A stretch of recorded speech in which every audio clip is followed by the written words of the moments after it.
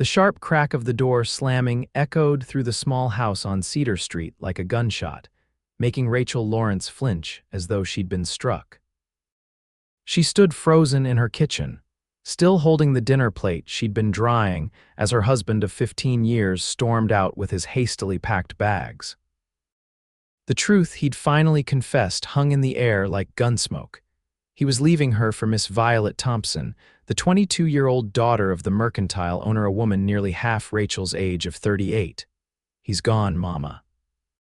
Her 13-year-old son William appeared in the doorway, his eyes wide with confusion and hurt. Rachel set the plate down with trembling hands before it could slip from her grasp.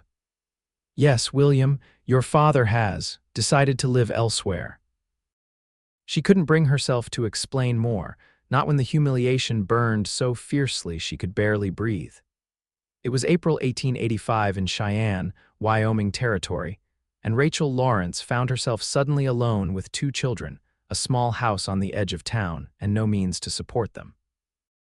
Thomas Lawrence, railroad accountant and respected citizen, had left behind little more than a note detailing how he would send money when he could, but that his new life with Violet required most of his resources.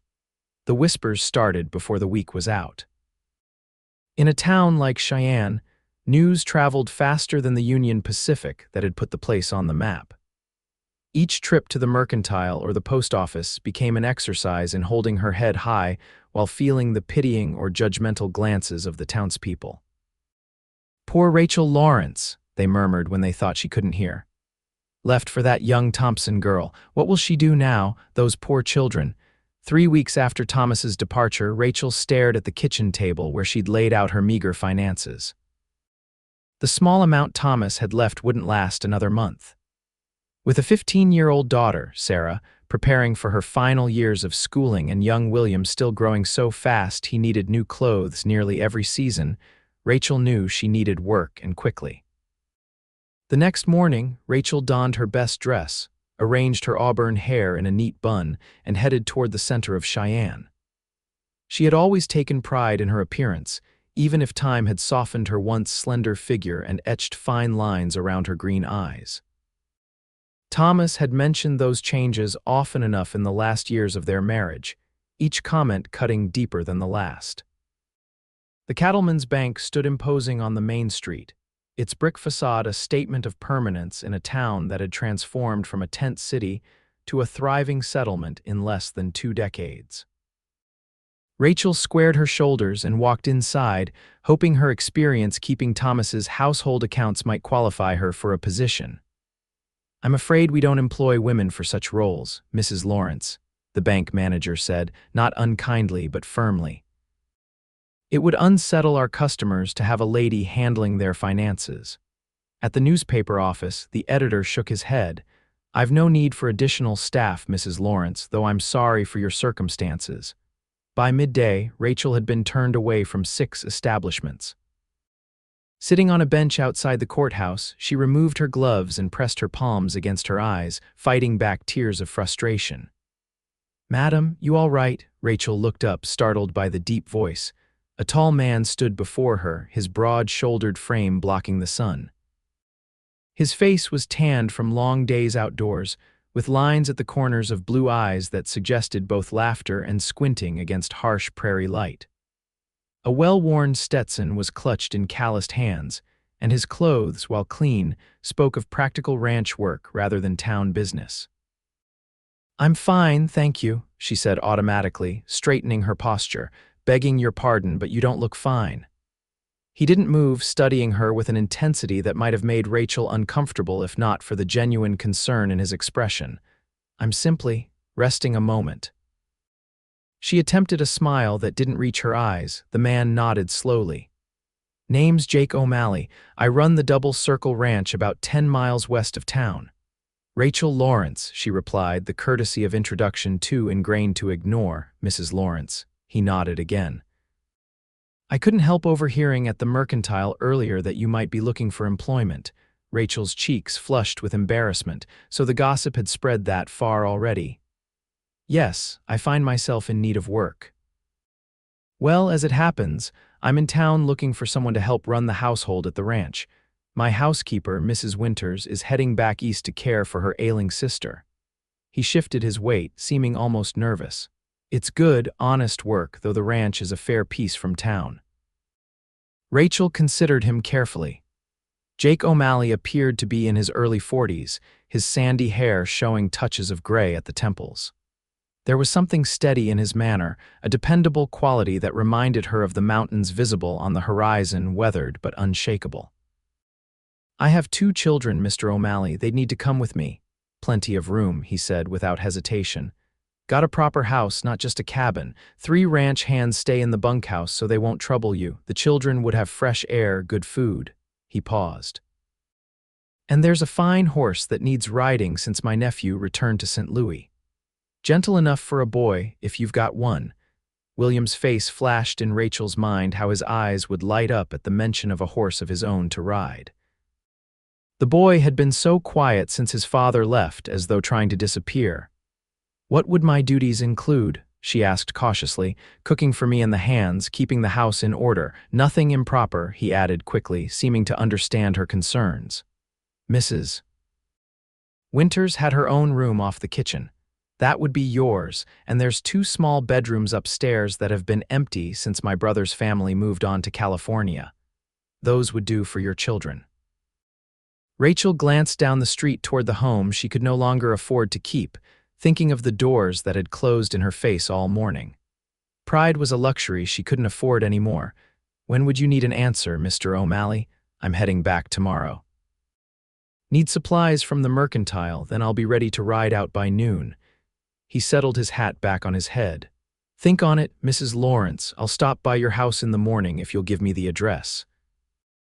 As she watched him walk away, his long strides carrying him toward the mercantile, Rachel felt the first flutter of hope she'd experienced since Thomas walked out. It wasn't an ideal situation. Leaving town would mean leaving behind what little community she had, but it was honest work with a roof over her children's heads. That evening, Rachel sat her children down at the kitchen table. Mr. O'Malley is offering us a chance to start fresh, she explained after outlining the proposition. We cannot stay in this house much longer without your father's income. Sarah's face crumpled, but my friends are here, and I'm to start my final years of school in the fall. I know, darling. Rachel reached across to squeeze her daughter's hand. But Mr. O'Malley says there are books at the ranch and I can continue your education. Perhaps when things are more settled, we can arrange for you to board with someone in town during the school terms. Will there really be a horse for me? William asked, the first spark of animation she'd seen from him in weeks lighting his face. Mr. O'Malley said so, yes. Rachel looked between her children. I know this isn't what any of us planned, but sometimes life takes unexpected turns. We must be brave and make the best of what comes our way, like Papa leaving us for Miss Thompson. Sarah's voice was bitter beyond her years. Rachel flinched but held her daughter's gaze. Yes, like that. We cannot change what your father decided, but we can choose how we respond to it. In the morning, Rachel had packed their essential belongings into 3 trunks. The furniture would have to be sold, but she'd carefully wrapped their photographs, family Bible, and the few keepsakes that mattered most. When Jake O'Malley arrived with a wagon, she was ready with her answer. We accept your offer, Mr. O'Malley, she said, standing tall despite the whispers she could almost hear from neighboring houses. My children and I would be grateful for the opportunity. The journey to the Double Circle Ranch took nearly 3 hours. As they traveled west from Cheyenne, the landscape opened up, the rolling prairie stretching toward distant mountains. William's initial excitement had given way to silent observation from the back of the wagon, while Sarah maintained a sullen posture beside him. Jake didn't seem bothered by the silence, occasionally pointing out landmarks or sharing brief stories about the area. Creek there has the best fishing in the county, or see that ridge, antelope gather there in the mornings. Rachel found herself studying his profile as he drove the team. There was a quiet competence in how he handled the horses, nothing flashy or boastful in his movements. Unlike Thomas, who had always been quick to showcase his knowledge or position, Jake seemed content to simply be good at what he did without drawing attention to it. The Double Circle Ranch came into view as they crested a gentle hill, a collection of sturdy buildings nestled in a protected valley with a creek running along one side. The main house was larger than Rachel had expected, a two-story structure built of logs and local stone with a wide porch wrapping around the front. "It's beautiful," Rachel said softly, genuinely impressed by the setting. Jake glanced at her, a hint of pride in his expression. "Been building it up for 15 years now. Started with just the cabin that's now the bunkhouse and 80 acres. Now we run cattle on nearly 2,000 acres. You've done well for yourself, Mr. O'Malley." "Jake," he corrected gently. "Out here, Mr. O'Malley sounds strange to my ears." As they pulled up to the house, 3 men emerged from a nearby building, all dressed in working clothes with the dust of the range still on them. Jake introduced them as his ranch hands Ben Miller, a weathered man in his 50s who tipped his hat respectfully to Rachel. Samuel Washington, a broad-shouldered black man whose smile revealed a missing tooth. And Enrique Vasquez, a younger Mexican vaquero whose expert handling of horses Jake praised without reservation. "Mrs. Lawrence will be taking over the household," Jake explained. "Her children, Sarah and William, will be living here too." The men welcomed them with a warmth that surprised Rachel. There was none of the judgment she'd felt in town, just a genuine greeting and offers to help with the trunks. William seemed particularly fascinated by Enrique, who promised to show him the horse that would be his to ride. Mrs. Winters, a plump woman with gray hair pulled into a tight bun, met them at the door. She spent the afternoon showing Rachel around the house, explaining the routine of meals and laundry, where supplies were kept, and which foods the men preferred. Throughout the tour, Rachel was struck by the unexpected comfort of the home, the solid furniture, the well-stocked kitchen, the small touches that spoke of care rather than mere functionality. "Mr. O'Malley's particular about cleanliness," Mrs. Winters explained. "Won't abide dirt tracked inside or dishes left unwashed, but he's fair and never raises his voice, not even when things go wrong." That evening, Rachel prepared her first meal for the ranch, a simple beef stew with biscuits that Mrs. Winters supervised. The men ate at the large table in the dining room, with Jake at the head, the 3 hands along one side and Rachel and her children on the other. The conversation flowed easily, the men careful to keep their language proper in front of the women and children, but still sharing stories that had William leaning forward in interest. "Tomorrow I'll show you the horse," Jake told William as they finished the apple pie misses. Winters had prepared before their arrival. Buckskin gelding named Copper, gentle mouth but spirited enough to be interesting. William's eager "yes, sir," was the most enthusiastic sound Rachel had heard from her son in weeks. After the meal, the hands returned to the bunkhouse and Mrs.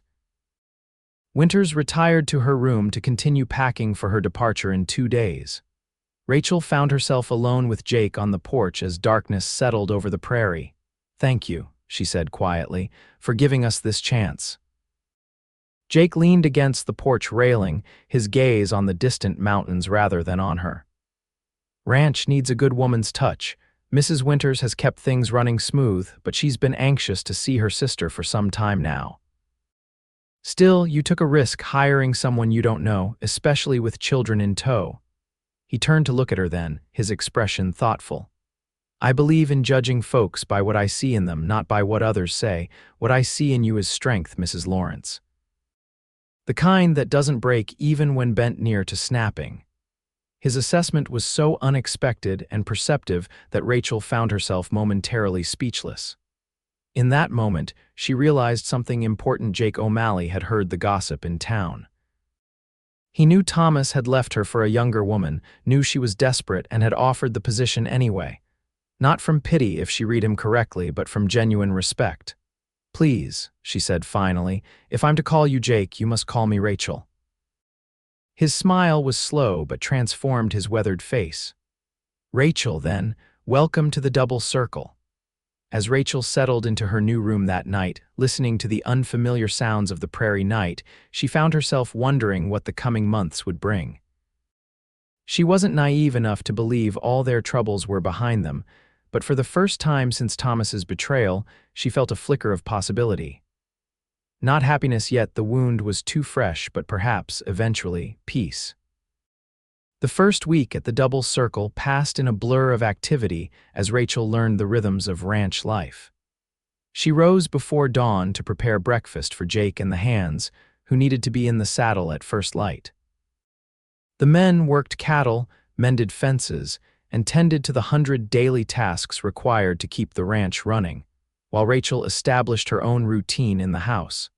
Mrs. Winters departed on the third day, leaving Rachel with a handwritten book of recipes and advice. "You'll do fine," the older woman had said, patting Rachel's hand. "The men are good sorts, and Mr. O'Malley values hard work and honesty above all else." True to his word, Jake had introduced William to Copper, the buckskin gelding. The boy took to riding with a natural ease that surprised everyone, especially his mother. Within days, he was helping with small chores around the ranch, shadowing the men and soaking up their knowledge like dry earth in a rainstorm. Sarah proved more difficult.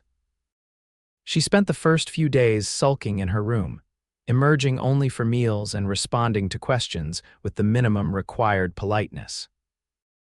Rachel worried about her daughter's adjustment until she discovered Jake's library, a small room off the main parlor, filled with bookshelves containing everything from practical manuals on animal husbandry to novels, poetry, and histories.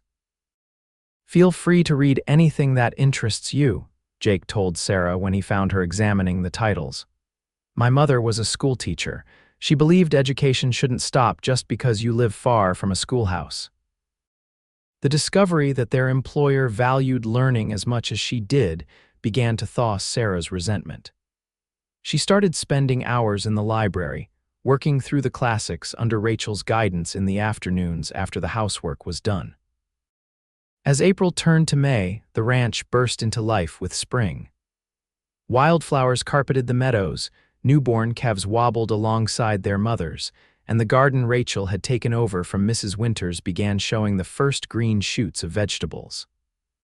The work was harder than anything she'd done as a railroad accountant's wife in town, but Rachel found satisfaction in it that surprised her. Each evening after supper, she would join Jake on the porch as the sunset painted the prairie in gold and crimson. These quiet conversations became a highlight of her days. Jake spoke of the ranch's history, his plans for expanding the herd, the challenges of surviving the harsh Wyoming winters. In turn, Rachel shared stories of her children's accomplishments, her own childhood in Illinois. Her dreams before marriage had narrowed her world to Thomas's ambitions. What she didn't speak of was the pain of Thomas's betrayal, the humiliation of being discarded for a younger woman, the fear that had driven her to accept Jake's offer. Yet sometimes she caught Jake watching her with an expression that suggested he understood anyway. "William's becoming quite the horseman," Jake remarked one evening as they watched the boy lead Copper back to the barn after a riding lesson with Enrique. "He's found something that makes him feel capable," Rachel replied. "After his father left, he seemed lost." Thomas rarely had time for him, always too busy with railroad business or town affairs. She stopped, regretting bringing up Thomas at all. Jake didn't press, merely nodded. "Boy needs a man to learn from, not just riding, but how to face life's challenges with integrity. Samuel, Ben, and Enrique are good men. They'll show him plenty." "And you," Rachel said softly, "you've been very kind to him." Jake's eyes met hers, something unreadable in their blue depths. "It's easy to be kind to a good boy." After a moment, he added, "And to a good mother who's doing her best in difficult circumstances." The compliment warmed Rachel in a way she hadn't expected. Thomas had stopped noticing her efforts years ago, taking her work as a wife and mother for granted. Having someone see and acknowledge her struggles felt like water to parched soil. As spring progressed into early summer, Rachel found her place at the Double Circle becoming more secure. The men praised her cooking, William blossomed under the outdoor life and male attention, and even Sarah began to soften, especially after Jake arranged for books to be brought from Cheyenne specifically for her studies. One Saturday in June, Rachel was hanging laundry on the line behind the house when she heard the sound of horses approaching. Looking up, she saw Jake riding in with William perched in front of him on his big bay stallion. Her son's face was alight with excitement, his cheeks flushed from the ride. "Mama," William called as they dismounted. "Mr. Jake showed me the north pasture and the new calves, and we saw a bald eagle's nest on the cliff. Did you indeed?" Rachel smiled, her heart warming at her son's animation. Since coming to the ranch, William had gradually returned to the cheerful boy he'd been before Thomas left, his natural curiosity and energy restored. "Thought the boy might like to see more of the ranch than just the home pastures," Jake explained, his hand resting lightly on William's shoulder. "He's got a good eye for cattle already, spotted a heifer that had strayed from her calf before I did." William beamed at the praise, standing a little taller. "Mr. Jake says I can help with the roundup next month if you say it's all right, Mama." Rachel looked from her son to Jake, noting the easy companionship between them. Where Thomas had always been impatient with William's questions and boyish energy, Jake seemed to genuinely enjoy the child's company. "If Mr. Jake thinks you're ready and you promise to be careful and follow instructions, then yes, you may help." She brushed a lock of hair from William's forehead. "Now go wash up for lunch." As William raced toward the house, Rachel turned back to her laundry, aware of Jake still standing nearby. "Thank you," she said, pinning a sheet to the line, "for being so good with him. No need for thanks, he's a fine boy." Jake stepped closer, taking one end of the sheet to help her hang it. "Truth is, I enjoy his company. Ranch can be a lonely place sometimes." Rachel glanced at him, surprised by the admission. In the 2 months she'd been at the Double Circle, Jake had always seemed content with his life, never suggesting he might be missing anything. "Have you never thought of having a family of your own?" The question slipped out before she could consider its propriety. Jake was quiet for a moment, smoothing the sheet with work-roughened hands. "Thought about it. Even came close once, about 12 years back. Catherine Simmons, daughter of a rancher over by Laramie. We were engaged to be married." Rachel waited, sensing there was more to the story. "Influenza took her the winter before our wedding, hit the whole territory hard that year." His voice was matter-of-fact, but Rachel could hear the old pain beneath the simple words. "After that, well, the ranch kept me busy. Years have a way of passing faster than you'd expect." "I'm sorry," Rachel said softly, understanding now why he lived alone in a house built for a family. Jake nodded his acknowledgement. "Life doesn't always follow the trail we lay out for it. Sometimes the path takes unexpected turns." Their eyes met over the laundry line, and Rachel felt a strange flutter in her chest, a sensation she hadn't experienced in years. There was something about Jake O'Malley that made her feel seen in a way Thomas never had, even in the early days of their marriage. The moment was broken by Sarah calling from the house that lunch was ready. As they walked back together, Rachel found herself more aware than usual of Jake's presence beside her, his height, the breadth of his shoulders, the easy confidence of his stride. That evening, a summer thunderstorm rolled across the prairie, bringing much-needed rain but also spectacular lightning that illuminated the landscape in stark flashes. After the children had gone to bed, Rachel found Jake in the library, a ledger open before him as he recorded the day's business by lamplight. "May I?" she asked, gesturing to the chair across from him. He set aside his pencil. "Of course." "I was wondering if I might borrow some paper and perhaps a ledger book," Rachel said. "I thought I should start keeping better track of the household expenses to ensure I'm managing things efficiently." Jake raised an eyebrow. Mrs. Winters never bothered with such formalities. "I've always had a head for figures," Rachel explained.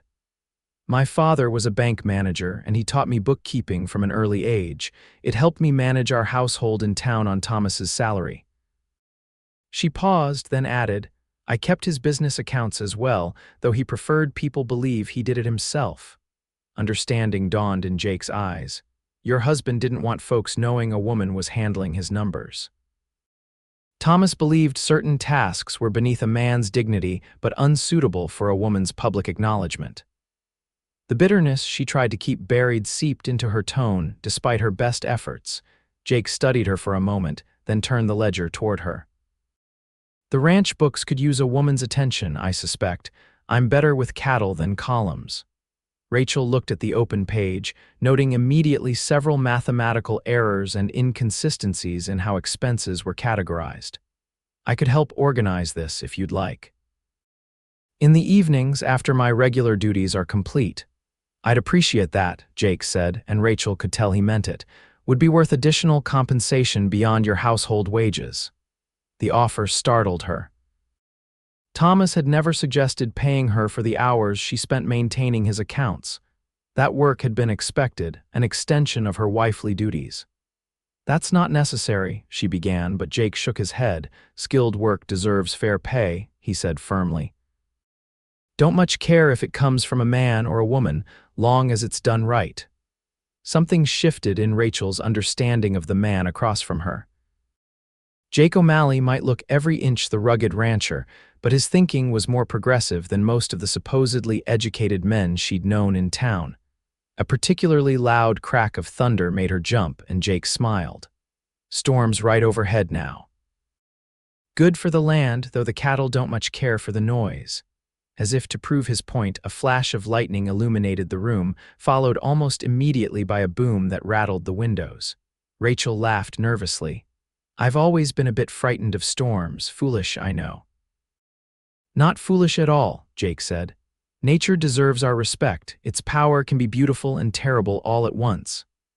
They fell into conversation about the ranch's needs for the coming season, repairs to outbuildings, supplies for the winter ahead, plans for expanding the garden.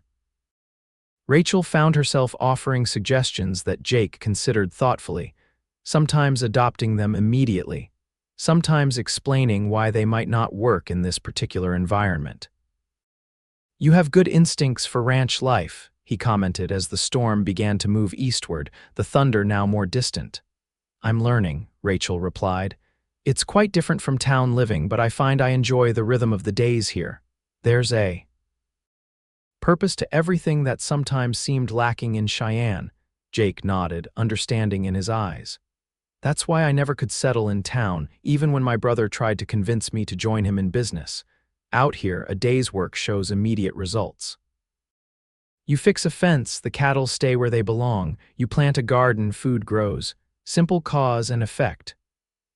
Unlike people, Rachel said softly, thinking of Thomas and the years she'd spent trying to be the perfect wife, only to be discarded when someone younger caught his eye. Some people, Jake agreed, his gaze steady on her face. Not all. The way he looked at her then made Rachel's breath catch. There was an honesty in his expression, a directness that both unnerved and attracted her. For the first time since arriving at the double circle, she found herself thinking of Jake not just as her employer, but as a man, one very different from the husband who had broken her heart. The feeling frightened her, and she stood abruptly. I should check on the children. Jake rose as well, ever courteous. Of course. Good night, Rachel. Good night, Jake. She turned to leave but paused at the door. Thank you for trusting me with the accounts. I won't disappoint you. His smile was warm in the lamplight. I never thought you would. As summer progressed, life at the double circle settled into a comfortable routine. Rachel took over the ranch accounts in addition to her household duties, bringing order to Jake's haphazard bookkeeping system and identifying several areas where costs could be reduced without affecting the ranch's operation. Jake implemented her suggestions without question, and the trust he showed in her judgment restored something in Rachel that Thomas's dismissal had damaged. William became a fixture at Jake's side, learning ranching skills with an enthusiasm that delighted his mother.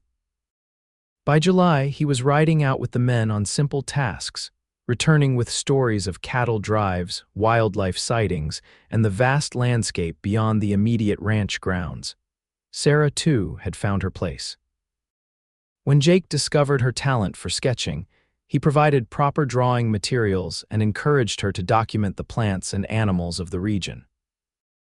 Natural history needs artists as much as scientists, he told her, showing her a volume of Audubon's birds that had been his mother's prized possession.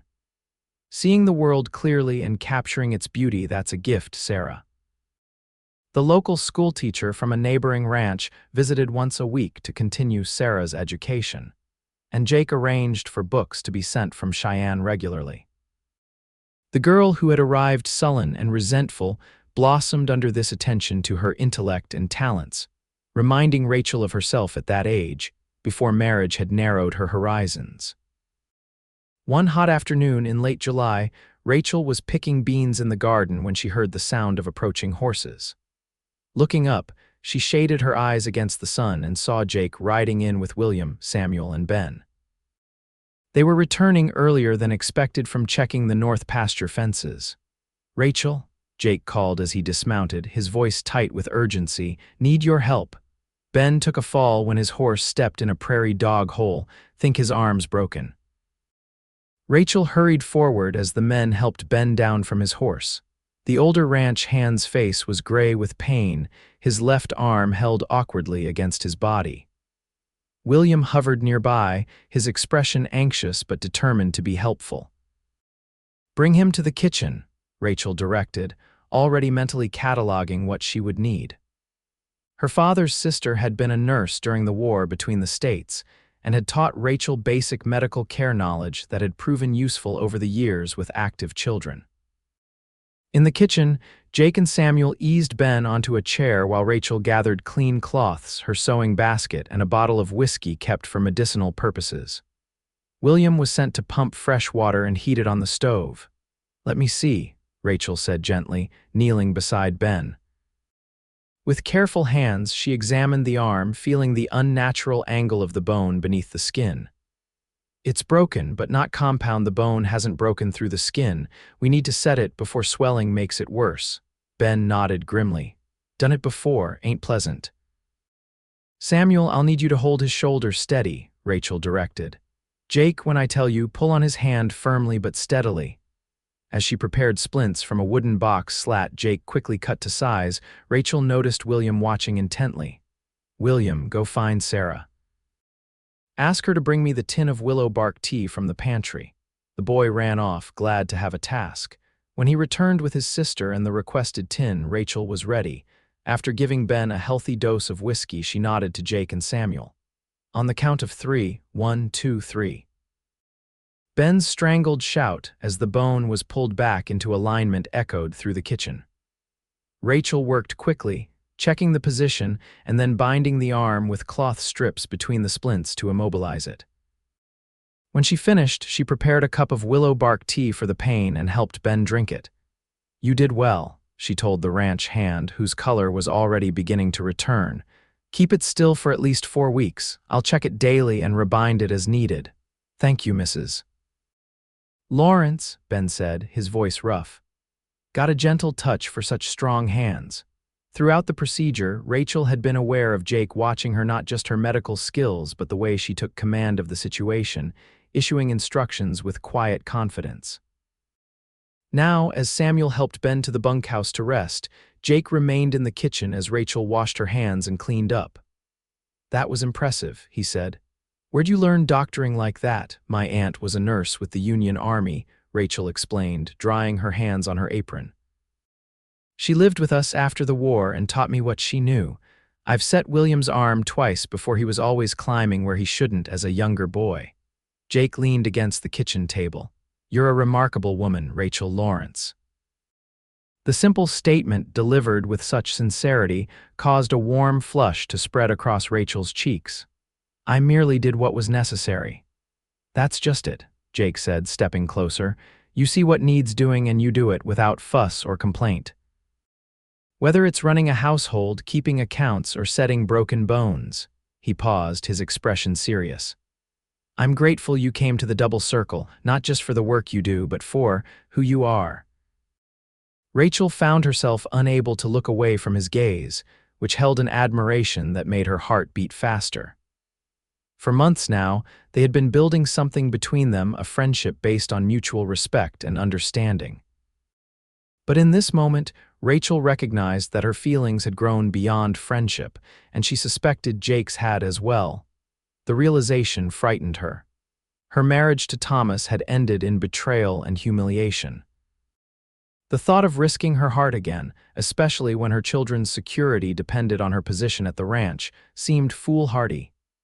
"Jake, she began, not certain what she intended to say, but the moment was interrupted by William bursting back into the kitchen. "Mr. Jake. Enrique says there's a stray bull in the south pasture, mixing with our cows." Jake straightened immediately, the rancher replacing the man who had looked at Rachel with such warmth a moment before. "Tell Enrique I'll be right there." As William ran back out, Jake turned to Rachel once more. "We'll talk later," she nodded, not trusting her voice. As he strode from the kitchen, Rachel pressed her hands to her flushed cheeks, trying to steady her racing thoughts.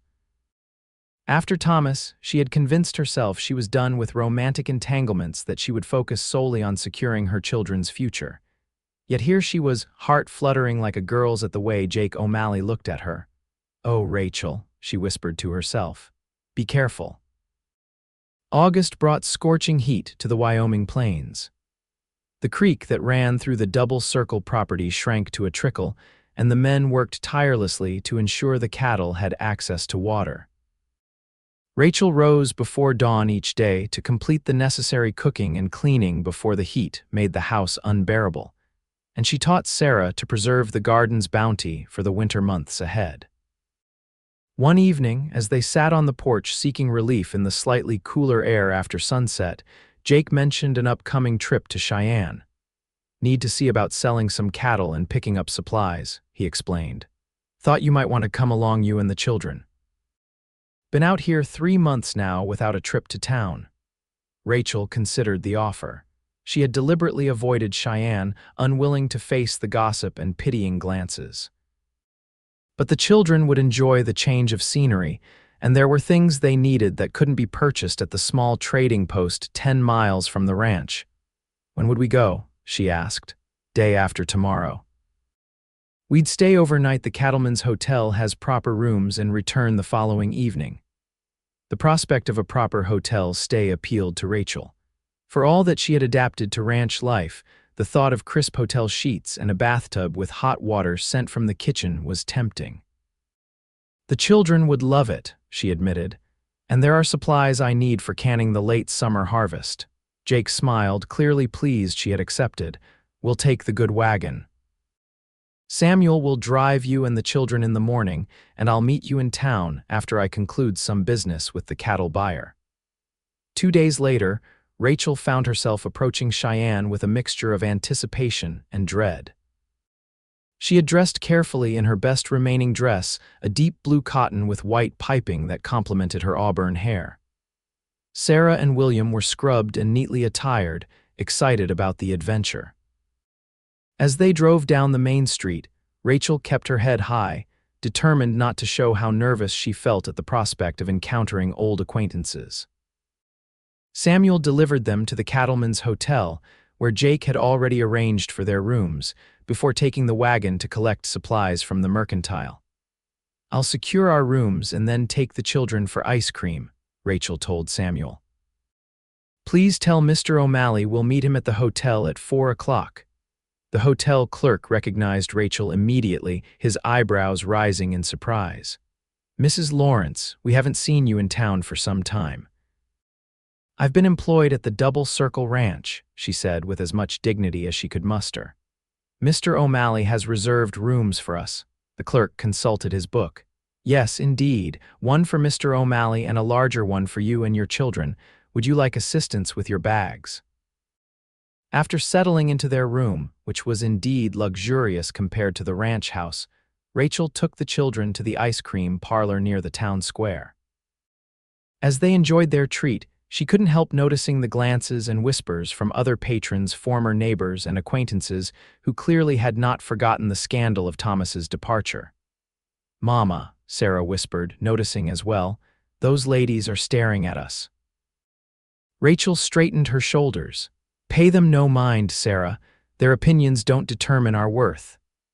As they were finishing their ice cream, the bell above the door jingled, and Rachel looked up to see Violet Thompson enter on the arm of Thomas Lawrence. Her heart seemed to stop for a moment, then resume at double speed. In 3 months, she had not laid eyes on her husband or the woman he had left her for, though she had heard through correspondence with her one remaining friend in town that they were living together openly, with plans to marry as soon as Thomas secured a divorce. Thomas saw her immediately, his step faltering. Violet, resplendent in a fashionable yellow dress that showcased her youthful figure, followed his gaze and then whispered something in his ear. Thomas nodded and, after a moment's hesitation, led Violet directly to Rachel's table. "Rachel," he said, his voice overly hearty, "what a surprise! I'd heard you left town." Rachel was acutely aware of the children beside her, William staring sullenly at his father, Sarah looking between the adults with apprehensive eyes. "Thomas," she replied evenly. "Yes, I've taken a position at the Double Circle Ranch. We're in town briefly for supplies." Thomas's gaze flickered over her dress, noting perhaps that it was one she had owned during their marriage. "The Double Circle, Jake O'Malley's spread?" "Yes," Rachel confirmed, refusing to elaborate. Violet shifted uncomfortably beside Thomas, her youth even more apparent up close. She couldn't be more than 22, Rachel realized, barely older than some of the girls Sarah had played with as a child. "Hello, William, Sarah," Thomas said, finally acknowledging his children. "You both look well. Ranch life must agree with you." William said nothing, but Sarah managed a cool, "Hello, father." An awkward silence fell, broken when the ice cream parlor door opened again and Jake O'Malley entered. He spotted Rachel immediately, his tall figure moving purposefully through the tables toward them. Rachel felt a surge of relief at his arrival, noting the immediate straightening of Thomas's posture as Jake approached. "Sorry I'm late," Jake said, coming to stand beside Rachel's chair, his hand resting lightly on her shoulder. Cattle buyer was more stubborn than expected. He looked at Thomas, his expression neutral but assessing. "Lawrence." "O'Malley," Thomas replied, clearly recognizing the rancher. "I understand you've hired my wife." Something flickered in Jake's eyes, a protectiveness that Rachel found both surprising and comforting. "Mrs. Lawrence runs my household and keeps my accounts, does a fine job of both." The implication was clear that Jake valued what Thomas had discarded. Rachel saw Violet's eyes widen slightly as she took in Jake's hand on Rachel's shoulder and the easy familiarity between them. "Well," Thomas said after an uncomfortable moment, "we won't keep you. I just wanted to say hello to the children." He looked at Rachel again, his expression now uncertain. "You look, well, as do you," Rachel replied politely, though what she really noticed was that Thomas appeared somewhat diminished from how she remembered him, his confident swagger replaced by a man who seemed slightly ill at ease. As Thomas and Violet moved away to a table on the far side of the parlor, Jake took a seat beside Rachel. "You all right?" he asked quietly. Rachel realized with some surprise that she was. The sight of Thomas with Violet had not devastated her as she might have expected. Instead, she felt a curious detachment, as though observing strangers rather than the man who had shared her bed for 15 years and the woman who had replaced her. "Yes," she said, meaning it. "I am." Jake studied her face for a moment, then nodded, apparently satisfied with what he saw. "Good. Now, what's this ice cream I've been hearing about from William all week? Worth the ride to town?" The tension broken, William launched into an enthusiastic description of his chocolate ice cream, and the encounter with Thomas receded into the background. When they left the parlor a short while later, Rachel didn't look back. That evening, after dining at the hotel restaurant, Jake escorted Rachel and the children to their room. As the children went inside to prepare for bed, Jake lingered in the hallway with Rachel. "Thank you," she said softly. "For your support today," Jake shook his head. "Nothing to thank me for, just stated facts," Rachel smiled, appreciating his straightforward manner. Still, it meant something to me. Seeing Thomas with her was strange, not as painful as I might have expected, but unsettling. "He's a fool," Jake said simply, "to trade a woman of substance for a pretty face." His eyes held hers, the blue depth sincere. Beauty fades, character doesn't. The compliment warmed her more than any flowery praise could have. Jake eyed the door opened behind them and Sarah appeared. "Mama, William says he's too excited to sleep in a real bed again." Rachel laughed, the moment with Jake broken but not forgotten. "I'll be right there." Good night, Jake. Good night, Rachel. His hand brushed hers briefly as she turned away, a touch so light it might have been accidental, but Rachel knew it wasn't. The remainder of their stay in Cheyenne passed without further encounters with Thomas. They completed their shopping, enjoyed a proper church service on Sunday morning, and by mid-afternoon were loaded in the wagon for the return journey to the double circle. As the town receded behind them, Rachel felt a weight lifting from her shoulders. 3 months ago, she had left Cheyenne feeling humiliated and desperate. Now she was returning to the ranch with a sense of purpose and belonging that had nothing to do with being Thomas Lawrence's wife. The wagon rounded a bend in the road, and Rachel caught Jake watching her, a small smile playing at the corners of his mouth. When their eyes met, he didn't look away, and neither did she. September brought cooler temperatures and the first hints of autumn to the Wyoming landscape. The cattle were fat from summer grazing, the garden yielded its final harvest, and preparations for winter became the ranch's priority. Rachel spent long days canning vegetables, making preserves, and storing supplies that would see them through the months when travel to town might be impossible. One crisp morning, Jake announced at breakfast that he and the men would be rounding up cattle from the far pastures to bring them closer to the ranch buildings before winter set in. "William," he added, "thought you might be ready to help with the roundup, if your mother approves." William turned to Rachel, his eyes pleading. At 15, he had grown several inches over the summer and had proven himself capable around the ranch. Rachel hesitated. Roundup work could be dangerous, but the thought of denying him this opportunity to prove himself seemed worse. "You'll stay close to Mr. Jake or one of the men at all times," she said firmly, "and you'll obey instructions immediately without question." "Yes, Mama, thank you." William's face lit with excitement. Jake caught Rachel's eye across the table, his expression reassuring. "I'll keep him safe," he promised. "Boy's earned his chance." After breakfast, as the men prepared to ride out, Rachel stood on the porch watching William check Copper's saddle girth with the confident movements Jake had taught him. Her son no longer resembled the withdrawn boy who had arrived at the double circle in April. His shoulders had broadened, his face tanned from outdoor work, and he carried himself with a new confidence. Jake approached her, leading his bay stallion. "We'll be back before dark," he said. "Roundup will take most of the week, but we'll return to the ranch each evening." Rachel nodded, trying to mask her concern. "Be careful, both of you." Jake's expression softened. "I promise to look after him, and I will. William's got good instincts with cattle and horses. He'll do fine."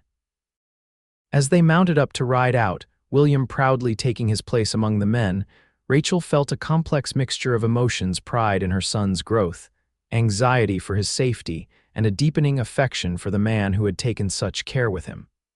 The day stretched long without the men's presence. Rachel and Sarah completed the household chores, then spent the afternoon sorting through winter clothing to determine what needed mending or replacing. As the sun began to lower toward the western mountains, Rachel found herself checking the window with increasing frequency, watching for the riders' return. When they finally appeared on the horizon, Rachel counted the figures anxiously: 5, just as there should be.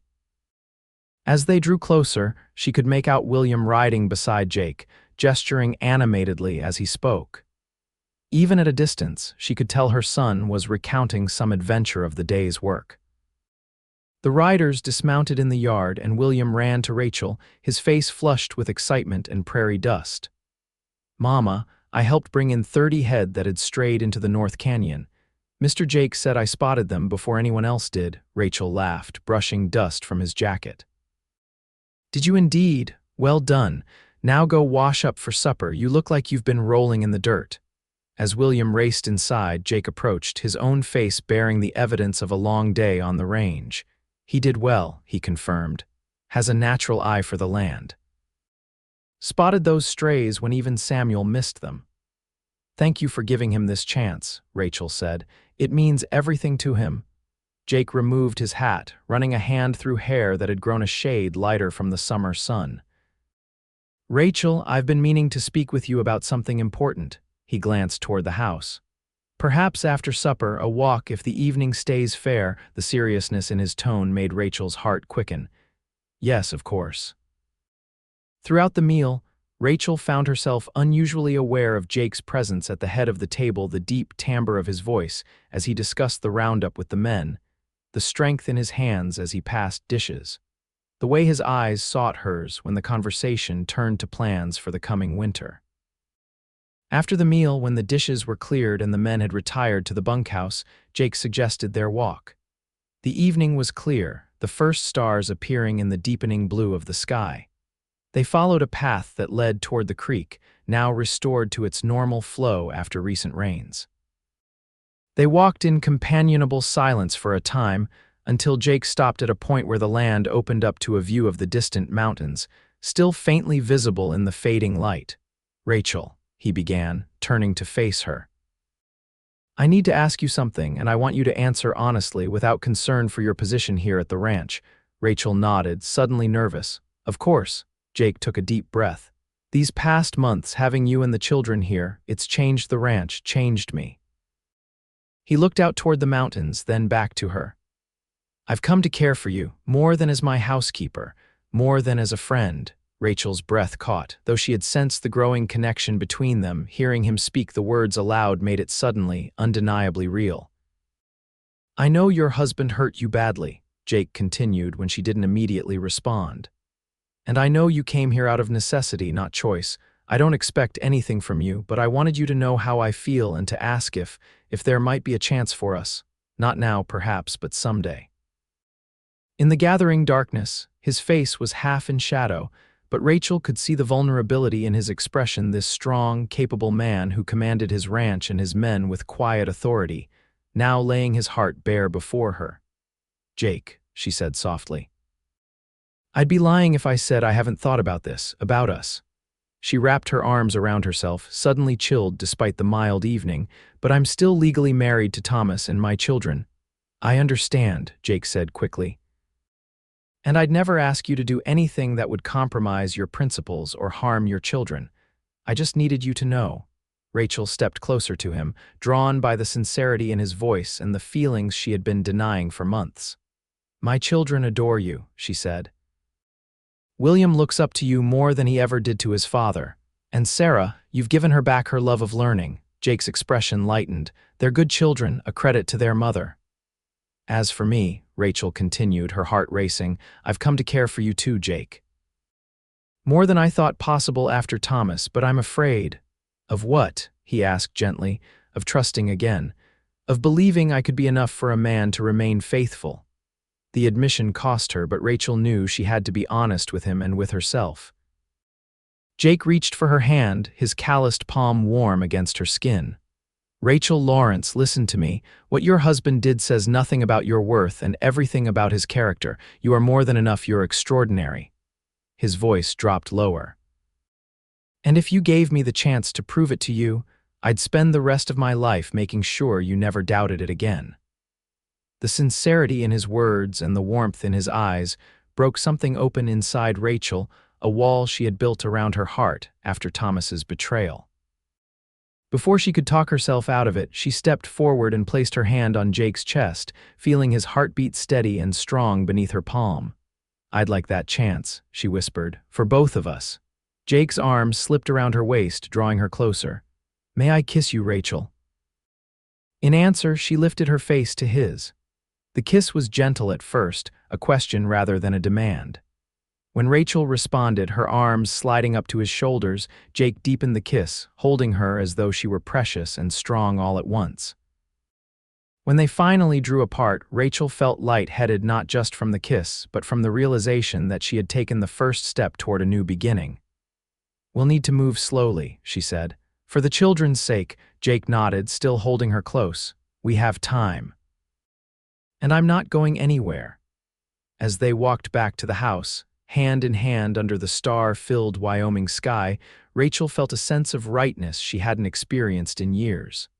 The double circle had become more than a refuge or a place of employment, it had become home. October passed in a swirl of autumn colors and increasing preparations for winter. The relationship between Rachel and Jake deepened, though they were careful to maintain propriety around the children and the ranch hands. Their moments alone were precious conversations on the porch after the household was asleep, rides to check the far pastures when William was occupied with lessons, quiet touches when they passed in the hallway of the house. Rachel wrote to her friend in Cheyenne, inquiring discreetly about the legal process for divorce in Wyoming territory. The response confirmed what she had hoped. As a territory with strong women's rights, Wyoming allowed divorce on grounds of abandonment, which Thomas's departure clearly constituted. One evening in early November, as the first snow dusted the distant mountains, Jake joined Rachel in the library after the children had gone to bed. She was reviewing the ranch accounts but set aside her pencil when he entered. "I've been thinking," Jake said, taking the chair across from her. "With winter coming on, we should consider the children's education. William's learning plenty about ranching, but he needs book learning too." Rachel nodded, touched by his concern. "I've been continuing their lessons as best I can, but it's difficult to maintain a regular schedule with all the household duties." Jake leaned forward, his expression earnest. "What if we hired someone specifically to help with the house, Mrs. Peterson from the neighboring ranch mentioned her niece is looking for work. That would free you to focus more on the children's education and perhaps other matters." "Other matters?" Rachel raised an eyebrow. Jake smiled. "I've been corresponding with a lawyer in Cheyenne about land purchases." He mentioned he also handles family law. Rachel's breath caught. "Jake, are you suggesting?" "I'm suggesting that if you were to pursue a divorce, there would be legal assistance available." His eyes held hers steadily. "And that if such a development were to occur, I would very much like to formalize our relationship." "Are you proposing to me, Jake O'Malley?" Rachel asked, her voice barely above a whisper. Jake reached across the table to take her hand. "Not officially, not yet. That wouldn't be proper while you're still legally married." His thumb traced circles on her palm. "But I want you to know my intentions. I love you, Rachel. I love your children. And when you're free, I want to make you my wife and them my family in truth, not just in feeling." Tears welled in Rachel's eyes. After months of careful steps forward, hearing Jake speak so plainly of his love and his desire for a future together overwhelmed her. "I love you too," she admitted, the words feeling both frightening and freeing. "And I want that future with you, but the children should be consulted," Jake finished for her. "They've had enough changes thrust upon them. This should be their choice too." Rachel nodded gratefully, once again struck by Jake's understanding and respect for her children's feelings. "Perhaps we could speak with them together after I've written to initiate the divorce proceedings." "Whenever you're ready," Jake agreed. "There's no rush. We have all winter ahead of us, and I'm not going anywhere." The following week, Rachel posted a carefully worded letter to the lawyer in Cheyenne, setting in motion the process that would legally end her marriage to Thomas.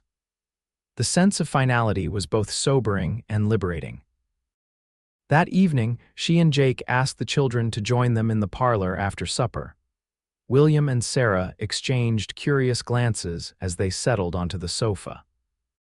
At 15 and 17, they were perceptive enough to have noticed the changing relationship between their mother and Jake, though neither had commented directly. "We wanted to speak with you both about something important," Rachel began, her hands clasped tightly in her lap. "As you know, your father left us earlier this year for Miss Thompson." William's expression darkened at the mention of his father, while Sarah remained carefully neutral. "I've initiated legal proceedings for a divorce," Rachel continued. "Given the circumstances, the lawyer believes it will be granted without difficulty." "Good," William said firmly. "He doesn't deserve to be your husband anymore." Rachel smiled gently at her son's protective response. "Thank you, William. But that's not the only reason I wanted to speak with you both." She glanced at Jake, who nodded encouragingly.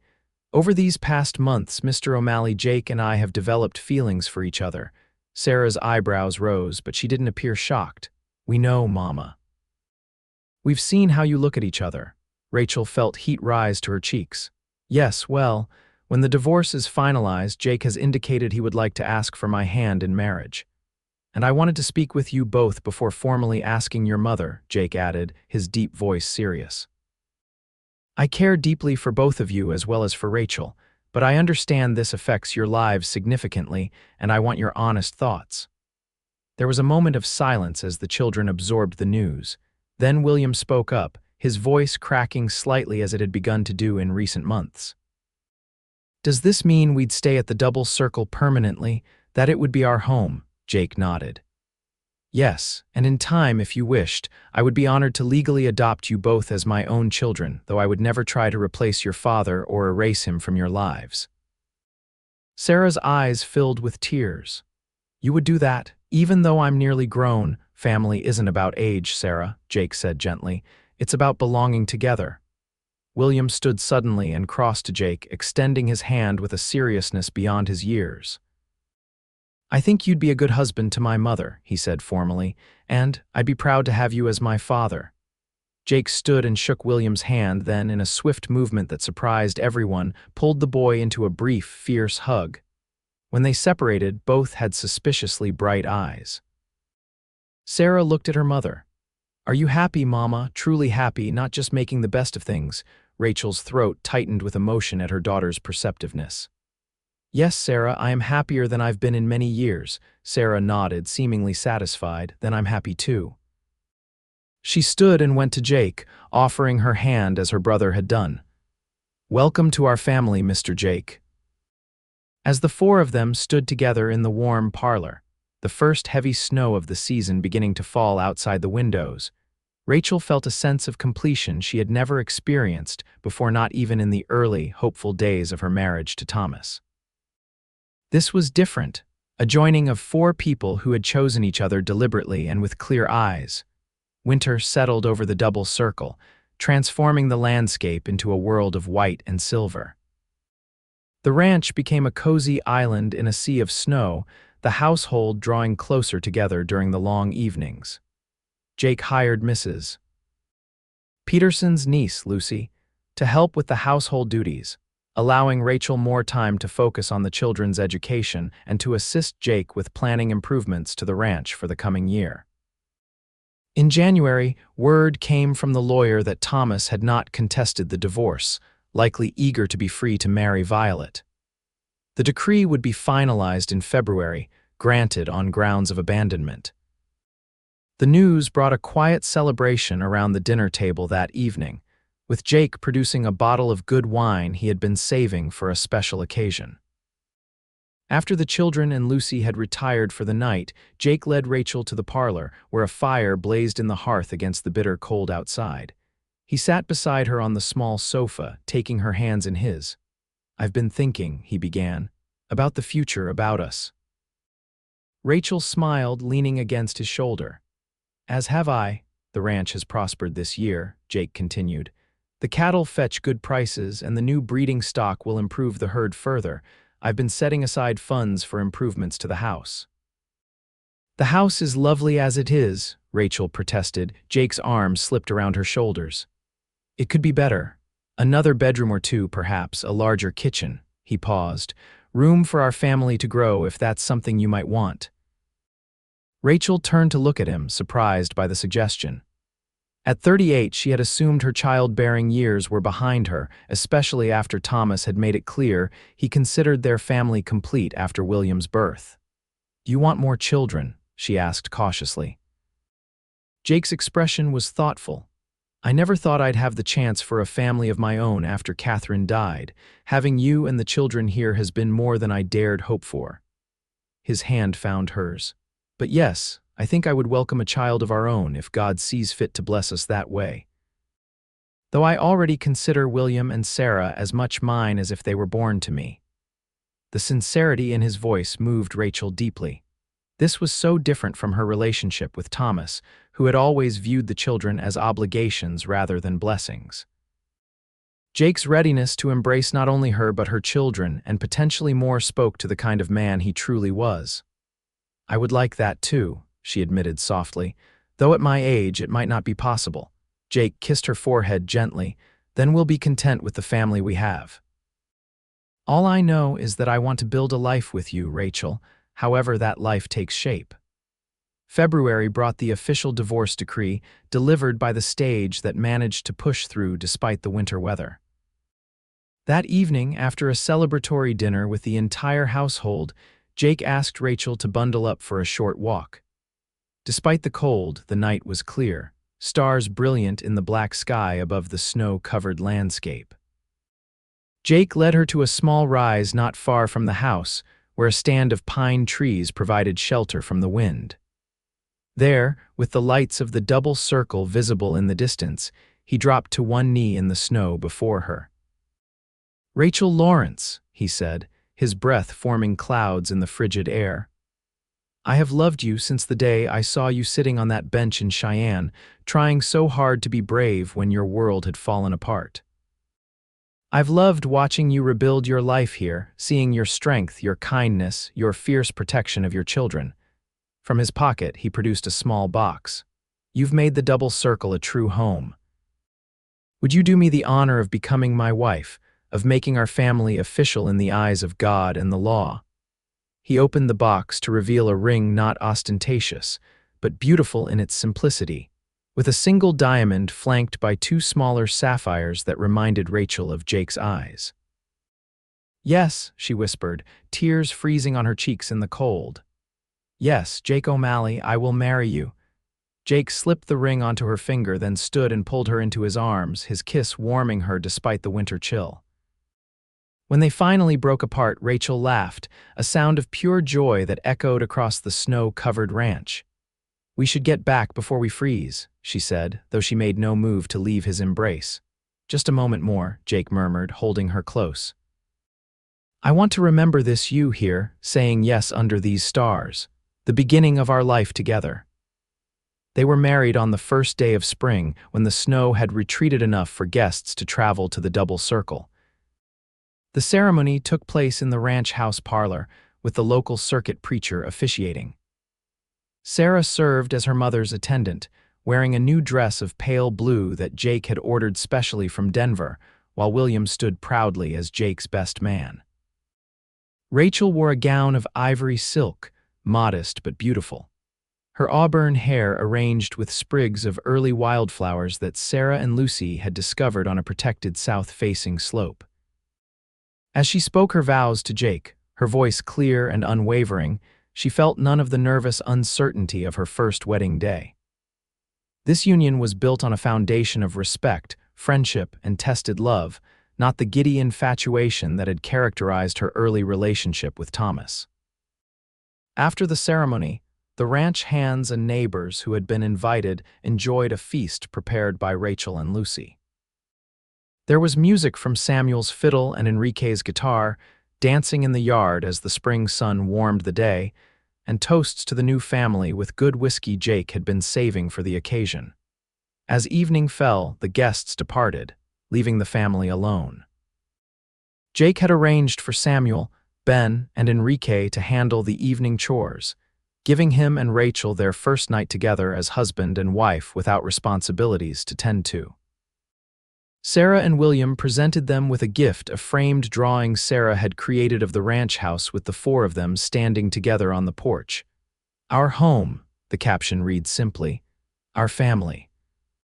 Later, as Rachel prepared for bed in what was now their shared bedroom, she heard Jake step in the hallway. He entered quietly, closing the door behind him. For a moment, they regarded each other in the soft lamplight, both suddenly shy despite the months of growing intimacy between them. "Mrs. O'Malley," Jake said softly, crossing to her. "My wife." Rachel reached for him, all hesitation dissolving in the certainty that this man, this good, honorable man who had seen her worth when she herself had doubted it, was truly hers now, as she was his. "My husband," she whispered, the words a promise and a blessing. Spring unfurled across the double circle, bringing new life to the land. Calves wobbled alongside their mothers in the greening pastures. The garden Rachel had expanded began to sprout with vegetables and flowers, and the creek ran full and clear with snowmelt from the mountains. New life came to the family as well. In late April, Rachel confirmed what she had begun to suspect: she was expecting a child. The news, shared first with Jake in a private moment on their favorite hillside, brought tears to his eyes and a tenderness to his touch that made Rachel fall in love with him all over again. When they told William and Sarah that evening, the children's reactions were mixed, initial surprise giving way to excitement, particularly from William. "I'm going to teach my little brother or sister to ride," he declared. "Just like Mr. Jake, Pa taught me." The simple word, Pa, spoken for the first time, brought a flush of pleasure to Jake's face. He had never pressed the children to call him anything other than Mr. Jake, waiting for them to decide in their own time how they wished to address him. Sarah was more reserved, watching her mother with concerned eyes. "Are you happy about this, Mama? Truly?" Rachel went to her daughter, taking her hands. "Yes, my darling, very happy. This baby doesn't change how much I love you and William, how much we both do." She glanced at Jake, who nodded his agreement. "It's just one more blessing in our new life." Sarah's expression softened. "Then I'm happy too." She smiled shyly at Jake. "Thank you for making my mother smile again, for making all of us happy." As spring turned to summer, Rachel's condition became more evident. Jake was attentive without being overprotective, ensuring she rested when needed, but never suggesting she was fragile or incapable. The ranch prospered under their joint management, with Rachel's careful accounting and Jake's skilled handling of the cattle operation creating a partnership that benefited them both. In July, William celebrated his 16th birthday with a special gift from Jake, official papers filing for his adoption, along with Sarah's. "If you're willing," Jake explained, "I'd be honored to give you both my name, though you'll always carry your birth father's heritage as part of who you are." William accepted immediately, while Sarah took the papers with thoughtful consideration. "I'd like to think about it," she said.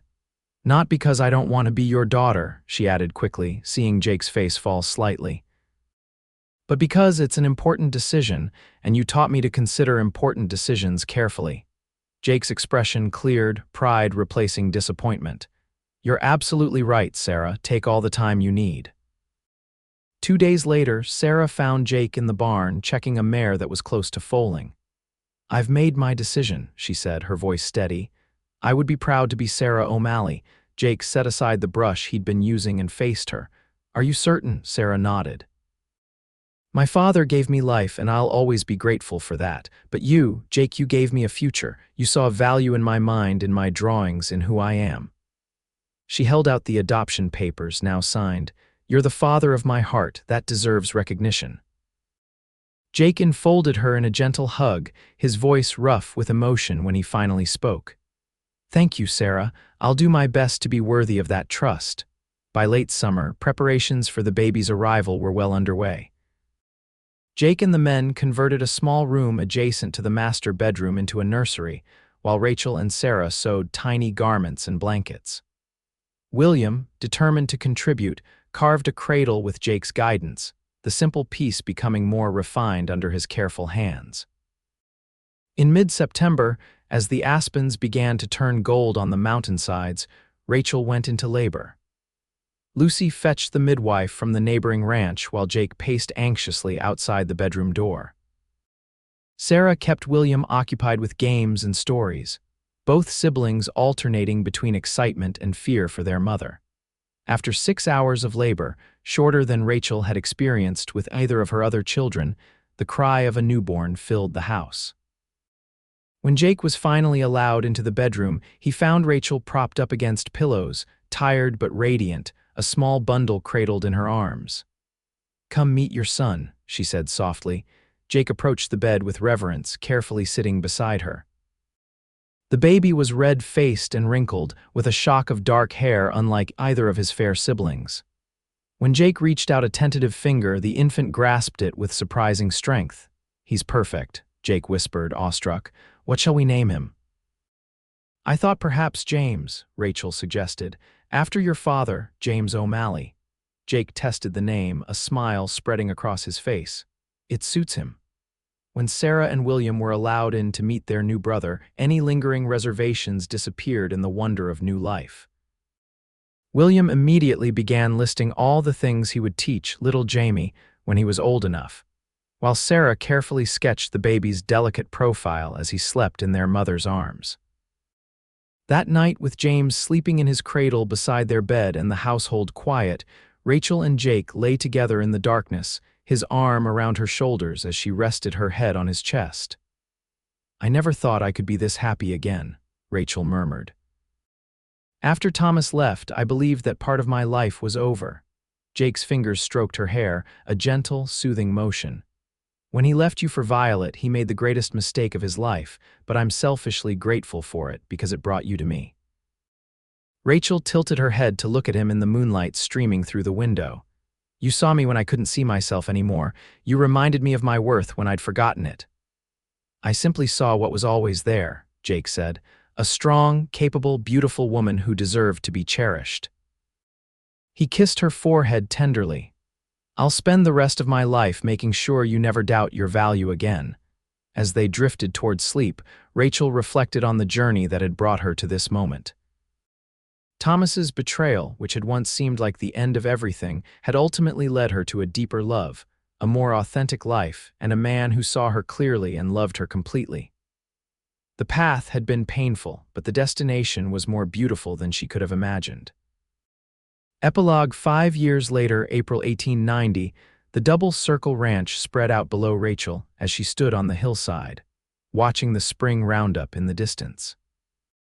From this vantage point, she could see the riders moving among the cattle, Jake and William working in seamless coordination, young James bouncing excitedly on his pony under Enrique's watchful eye. At nearly 5, James was too young to participate fully, but old enough to observe from a safe distance. The ranch had prospered over the years, growing in both size and reputation. Jake's careful breeding program had produced cattle sought after throughout the territory, while Rachel's accounting skills and business acumen had helped them invest wisely in land and improvements. The house had been expanded, with a new wing added for the growing family and a proper schoolroom where Sarah now taught not only James, but also the children from 2 neighboring ranches. At 22, Sarah had blossomed into a confident young woman whose artistic talents had found recognition beyond the ranch. Her botanical illustrations had been published in a scientific journal, and she was corresponding with a professor in Denver about further opportunities. Though she had received 2 marriage proposals from sons of neighboring ranchers, she had declined both, explaining to her mother that she wanted to pursue her art before considering marriage. William, now 20, had grown into a fine young man who served as Jake's right hand in running the ranch. Tall and broad-shouldered like his stepfather, with Thomas's features but a character entirely his own, he had a natural way with both cattle and horses that made him invaluable to the operation.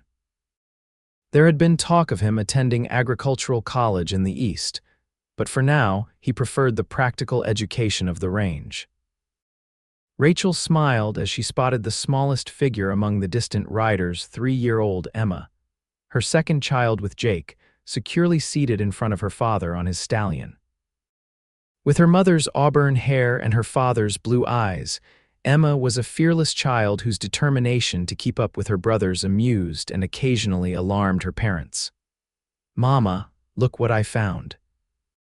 Rachel turned to see 7-year-old Rebecca, her oldest daughter with Jake, running up the hill, her dark braids bouncing and her hands cupped around some treasure.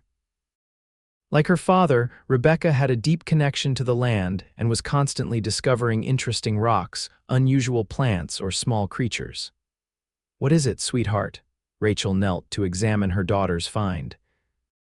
Rebecca carefully opened her hands to reveal a perfectly formed bird's nest, small and intricately woven. "It was in the low branches of that pine tree. There weren't any eggs, so I think it's from last year." "It's beautiful," Rachel said, genuinely impressed by the tiny structure. "Should we show it to Sarah? She might want to draw it for her collection." Rebecca nodded eagerly.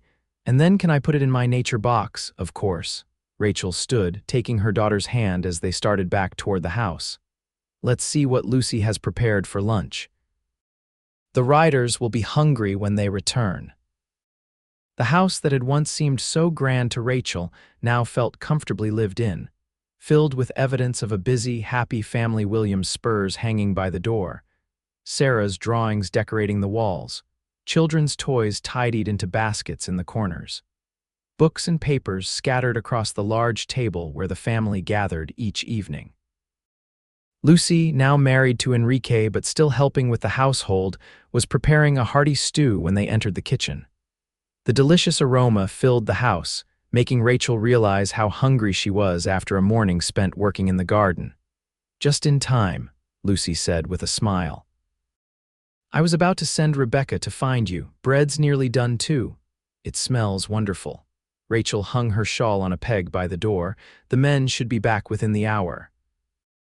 As Lucy and Rebecca set the table, Rachel moved to the window that overlooked the ranch yard, watching as the distant riders began making their way home.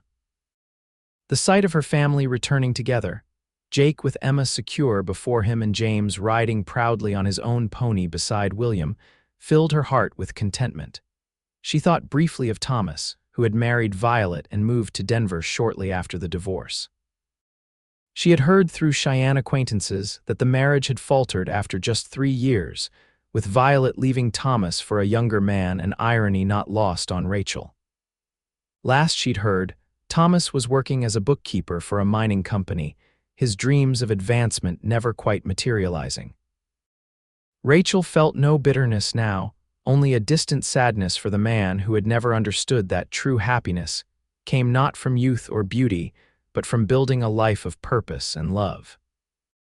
In leaving her for a younger woman, Thomas had lost far more than he had gained: the respect of his children, the partnership of a woman who had genuinely loved him, the opportunity to be part of the thriving family that now gathered around the double circles table. The sound of horses entering the yard drew Rachel from her reflections. She stepped onto the porch as Jake dismounted, lifting Emma down before swinging off his horse.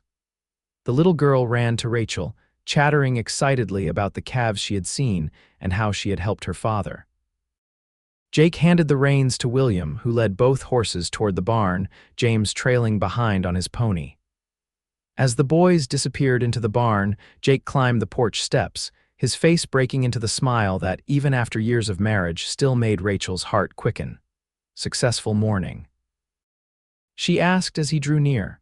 "Very." Jake wrapped an arm around her waist, pulling her close for a brief kiss. "The new breeding stock is proving its worth. Calves are stronger than last year's." Rachel leaned into his embrace, savoring the solid warmth of him. "I'm glad. I was watching from the hillside earlier. You and William work so well together." Pride filled Jake's expression. "He's got a natural talent for it, better than I was at his age, that's certain." He glanced down at Emma, who was now examining Rebecca's bird's nest with intense concentration. "And this little cowgirl insisted on helping count calves. Didn't miss a single one." Emma looked up at her father's praise, beaming. "I'm going to be just like Papa when I grow up." Jake laughed, ruffling her hair. "You'll be better, I expect." The dinner bell rang, calling the family to the table. As they gathered, Jake at one end, Rachel at the other, their children and ranch hands filling the seats between, Rachel looked around at the faces she loved, each one illuminated by the sunlight streaming through the windows of the home they had built together. Jake caught her eye across the table, a question in his gaze. Rachel smiled in answer, a silent affirmation of the joy and gratitude she felt. He nodded, understanding without words, and raised his water glass. "To family," he said simply.